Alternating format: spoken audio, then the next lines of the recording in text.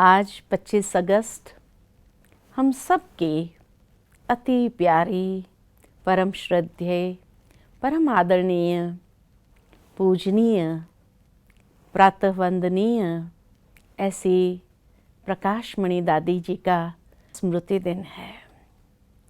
और कितना दादी जी के जीवन से हर एक आत्मा ने अनेक प्रेरणाएं प्राप्त की हुई है।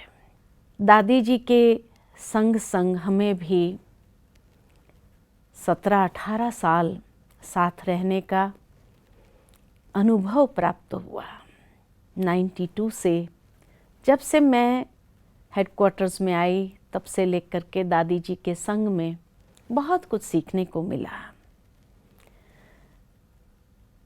पिताश्री ब्रह्मा बाबा को तो हमने नहीं देखा, मातेश्वरी जी को हमने नहीं देखा, परंतु दादी जी से हर पल यही फीलिंग आती रही कि साक्षात बाप समान, ब्रह्मा बाबा के समान उनके हर कदम रहे।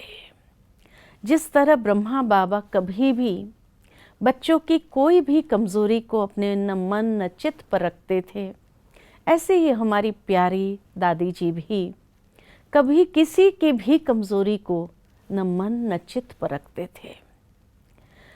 जिस तरह एक माँ होती है अपने आंचल में हर एक को समा लेती है, प्यारी दादी जी भी हर एक को यही भासना देती थी अपने संग से कि जैसे वो इस यज्ञ के लिए बहुत अमूल्य है, रतन है। दादी जी ने कभी भी अपने अंदर वो ईगो डेवलप नहीं होने दिया। इतनी निर्माण कि आज एडमिनिस्ट्रेटिव हेड होने के बावजूद भी कभी किसी को ऑर्डर नहीं किया तुम्हें ऐसा करना है, ये करना है, लेकिन हर एक के साथ इतनी ही निर्माणता से पेश हुए। मैं अपने जीवन का अनुभव बताऊं तो मुझे याद आता है कि जब मैं माउंट आबू आई थी तो मैं तो एक ग्रुप को लेकर के आई थी, थोड़े दिन के लिए, 4-5 दिन के लिए ही आई थी। वापसी जाने की टिकट थी मेरी, लेकिन दादी जी ने जैसे ही देखा और कहा कि देखो यहाँ पर राज्यपाल राजस्थान के कोर्स करना चाहते हैं, आप थोड़े दिन और रुक जाओ। मैंने कहा ठीक है। और जैसे ही मैं रुकी यहाँ पर, फिर उसके बाद जो है राज्यपाल तो यहाँ कुछ समय रहने के बाद चले गए, लेकिन जैसे ही ज्ञान सरोवर का निर्माण होने लगा तो दादी जी के मन में ये भावना जरूर जागृत हुई कि अभी और हैंड्स को बढ़ाना होगा। तो उस समय दादी जी तो एडमिनिस्ट्रेटिव हेड थी, बहुत आराम से मुझे कह सकती थी कि देखो आपको यहाँ रहना है। लेकिन फिर भी दादी जी ने बहुत सुंदर तरीके से एक दिन मुझे बुलाकर कहा कि देखो उषा, बाबा के बेहद यज्ञ का कार्य का विस्तार हो रहा है, दादी जी की भावना है कि आप यहाँ रहो ताकि अनेक ऐसे वीआईपी गेस्ट आते हैं उनकी सेवा कर सको। लेकिन फिर भी दादी जी आपको चॉइस देती है, अगर आप सेंटर पर जाना चाहती हो तो दादी जी आपको रोकेगी नहीं। बढ़िया सेंटर दे करके दादी जी आपको सेंटर पर भी अवश्य छुट्टी देंगी जाने की। तब मुझे महसूस हुआ कि दादी जी इतनी बड़ी एडमिनिस्ट्रेटिव हेड, वो मुझे सिर्फ ऑर्डर कर सकती थी कि आपको अभी यहाँ रहना है, लेकिन नहीं, दादी जी ने ऐसे नहीं कहा। दादी जी ने कहा आपका चॉइस जो होगा उसको दादी जी भी रिस्पेक्ट करेगी। मुझे इतना अंदर में लगा कि अगर ऐसी महान आत्मा के संग मुझे रहने को मिले तो मुझे कितना कुछ अपने जीवन में भी सीखने को मिले। उसके बाद मुझे जैसे ही रहने को यहाँ प्राप्त हुआ अवसर, तो मैंने देखा दादी जी भले इतने बड़े हैं लेकिन उन्हें ये ईगो नहीं था कि मैं सब कुछ जानती हूँ या मुझे सब कुछ आता है। दादी जी की भावना हमेशा सीखने की रही, इस एज में भी। तो जैसे ही मैनेजमेंट ट्रेनिंग कोर्स आरंभ हुआ तो एक दिन दादी जी ने मुझे बुलाकर पूछा, तो आप ये कोर्स कर रही हो? मैंने कहा कि नहीं, मैंने नाम नहीं लिखाया। मेरा लक्ष्य ये था कि मेरा टोटल फोकस ज्ञान और योग के डेवलपमेंट पर हो, ये मैनेजमेंट में मुझे जाना नहीं है। तो दादी जी ने मुझे कहा कि नहीं, आपको ये कोर्स करना होगा। मुझे ये नहीं मालूम था कि दादी जी मुझे इतना फोर्स क्यों कर रहे हैं। तो मैंने दादी जी से कहा, दादी जी मैंने तो रजिस्ट्रेशन नहीं कराया है। तो दादी जी ने उसी समय फ़ोन लगा करके रजिस्ट्रेशन करने के लिए कहा कि भाई उषा मधुबन से बैठेगी इस कोर्स, इस ट्रेनिंग के लिए, तो आप उसका नाम रजिस्टर कर दो। खैर, मेरा नाम रजिस्ट्रेशन तो हो गया, मैंने कोर्स भी किया। लेकिन जैसे ही मैं कोर्स करके रोज़ आती थी, ये ट्रेनिंग करके आती थी, रोज़ दादी जी मुझे बुलाते थे और पूछते थे, अच्छा आज तुमने क्या सीखा, आज तुमने क्या सीखा। माना दादी जी के मन में सीखने की भावना थी मेरे द्वारा कि ये मैनेजमेंट ट्रेनिंग कोर्स जो सारे कर रहे हैं, आखिर उसमें ऐसा क्या है। सारा सुनने के बाद जैसे मैं रोज़ की बातें सुनाती थी, तो कभी दादी जी मुझे बताती थी, देखो बाबा की मैनेजमेंट में आपको बताती हूँ। बाबा की मैनेजमेंट के बारे में जब सुनाते थे तो बाबा के जीवन चरित्र के बारे में भी पता चलता था कि बाबा का व्यक्तित्व कैसा था और किस तरह बाबा ने सारा यज्ञ मैनेज किया था, सारा यज्ञ का एडमिनिस्ट्रेशन किया था।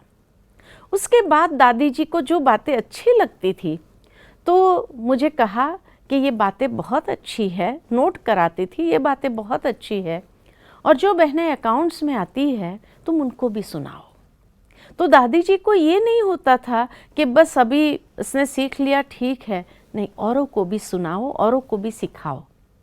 तो जब तक उनका अकाउंट का नंबर आता है वो बैठी होती, उनको भी सिखाओ, उनको भी सुनाओ, उनको भी ट्रेनिंग दो। और जैसे जैसे मैं सुनाती जाती थी मेरा अंदर ही अंदर पक्का होता जाता था। उसके बाद मुझे लगा कि मैं तो हेडक्वार्टर में बैठी हूँ, मुझे कौन इनवाइट करेगा, कैसे करेगा। अनायास ही उस समय यहाँ पर गोदरेज के वाइस प्रेसिडेंट आए थे, और जब गोदरेज के वाइस प्रेसिडेंट आए तो दादी जी ने खुद ही मुझे बुला करके कहा वाइस प्रेसिडेंट को कि देखो ये हमारी बहन है ना, ये मैनेजमेंट ट्रेनिंग कोर्स किया है। मुझे इतना ये लग रहा था, अनकंफर्टेबल भी लग रहा था कि अभी मैंने कुछ इतना मास्टर किया नहीं है, और दादी जी मेरा परिचय इस तरह से कर कि ये हमारी बहन बहुत अच्छा मैनेजमेंट ट्रेनिंग कोर्स कराती है, आप ज़रूर उनको बुलाइए अपनी कंपनी में और वो कराएगी। उन्होंने हाँ कर दिया और दादी जी ने मेरे को कहा जाओ आप।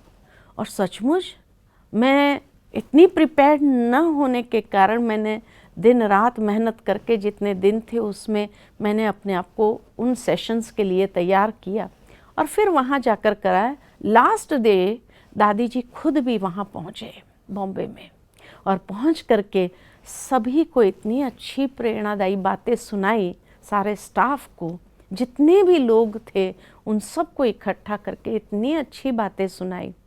कहने का भावार्थ, दादी जी के अंदर इतनी बड़ी अथॉरिटी होने के बाद एक सीखने की भावना और सिखाने की भावना, आगे बढ़ाने की भावना कि ये कहाँ जाएंगे, इसीलिए हर एक को उस अनुसार परिचय देती थी। तो दूसरों को आगे बढ़ाने की भावना उनके अंदर देखी। जब भी हम सेवा करके भी आते थे तो भी दादी उसमें इंटरेस्ट लेती थी। अच्छा वहाँ क्या हुआ, क्या सेवा किया, हर बात में जैसे इंटरेस्ट। तो हमें भी जब सेवा करके आते थे लगता था दादी जी पूछेगी। इतना अच्छे तरह से हम सेवा की उमंग उत्साह के साथ सेवा करके आते थे, और दादी जी को जब समाचार सुनाते थे दादी जी इतनी खुश होती थी, शाबाशी देती थी, बहुत अच्छा किया, मना इतना उमंग उत्साह और भर देती थी। दूसरी बात हमने ये देखा कि मैं तो बहुत छोटी थी, लेकिन फिर भी दादी जी के मुख से हमेशा, जब भी दादी वीआईपीज़ के साथ में मिलते थे, हम भी बैठे होते थे, जैसे कभी शिविर का ग्रुप बैठा होता था, तो दादी जी के साथ में हम बैठे होते थे, तो दादी जी उस वक्त हमें कभी भी नाम से नहीं बुलाती थी।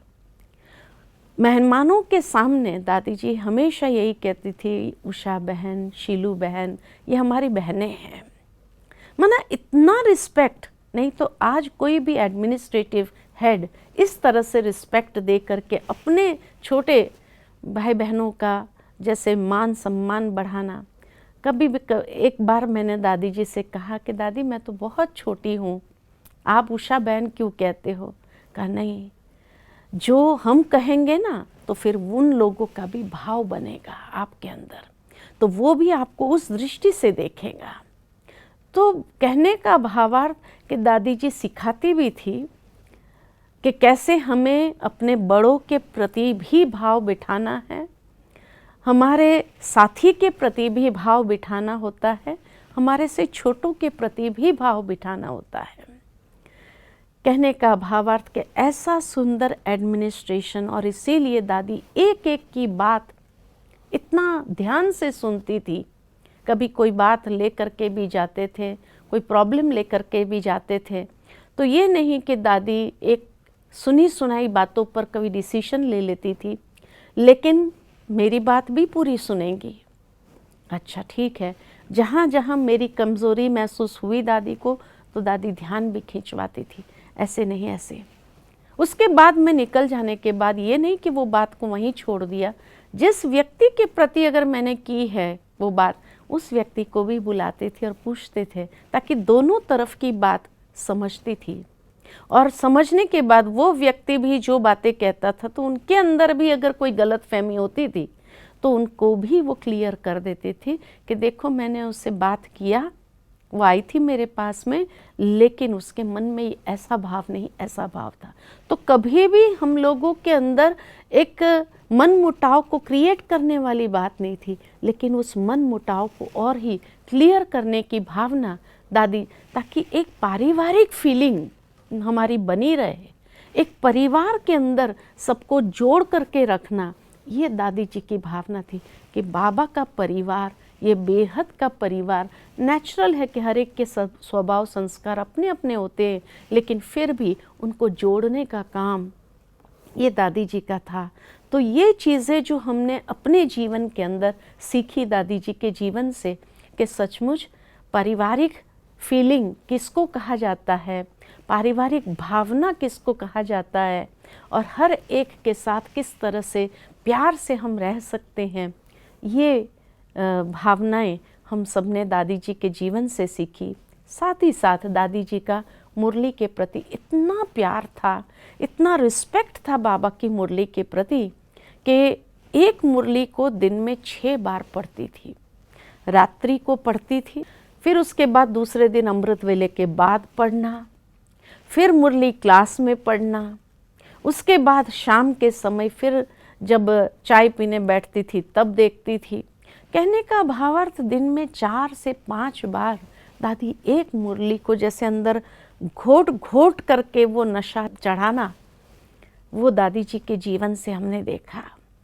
स्टूडेंट लाइफ तो इतनी अच्छी दादी की रही, लेकिन साथ ही साथ मैंने देखा अमृत वेला दादी कभी मिस नहीं करती थी। अमृत वेले भी, क्योंकि मैं हमेशा दादी जी जब जहाँ सोफ़ा पर बैठती थी, चरणों में ही नीचे मैं दादी जी के पास में बैठती थी, और इसीलिए अगर किस दिन मैंने मिस भी किया तो दादी पूछती थी, तबीयत ठीक है ना, आज सुबह दिखाई नहीं दी। मैंने ये नहीं कहती थी आज तुमने अमृत वेला क्यों मिस किया, कोई ऑर्डर नहीं, लेकिन पूछती थी आज तबीयत ठीक नहीं थी क्या। कहने का भावार्थ के दादी जी का ज्ञान और योग पर इतना अटेंशन, और साथ ही साथ सभी भाई बहनों के प्रति भी यही भावना कि ज्ञान और योग में हर कोई अपने आप को इतना संवारते जाए, सशक्त बनाते जाए, ताकि जीवन के अंदर कोई भी बात आए उसको क्रॉस करना आसान हो जाए। और बाबा की जो नियम मर्यादाएं मुरली के द्वारा जो मिलती है, उस चीज़ को हम अपने जीवन के अंदर ग्रहण करके हम सहजता से आगे बढ़े, हर परिस्थिति को क्रॉस करें, और कोई भी बात में कहीं पर भी कोई ऐसी कमज़ोरी अपने जीवन में न आ जाए जिससे आगे चल कर के हमें उसको भोगना पड़े या उसके कारण हमें परेशानी उठानी पड़े। तो इन सब बातों को लेकर के दादी जी का जीवन देखा कि सचमुच निर्माण, निर्मल वाणी जीवन के अंदर और नम्रता किस तरह से और निमित्त भाव, ये भी देखा दादी जी के जीवन के अंदर कि दादी जी ने कभी ये नहीं कहा ये मेरा विचार है, मैं ऐसा कहती हूँ, आपको ऐसा करना होगा। नहीं, कोई भी मीटिंग होती थी, कोई भी ऐसी संगठन में बात होती थी, दादी जी हमेशा यही कहती थी सब मधुबन निवासियों को भी सामने रखते हुए कि देखो दादी को ये विचार आया है, मेरे को ये विचार आया नहीं, दादी को इतना निमित्त भाव कि दादी को ये विचार आया है, आप सभी का इसमें क्या एडिशन हो, करेक्शन हो या कोई ऐसी बात हो। तो कहने का भावार्थ दादी कभी अपनी बात किसी पर इम्पोज कर देना कि नहीं आपको करना ही होगा, ये नहीं।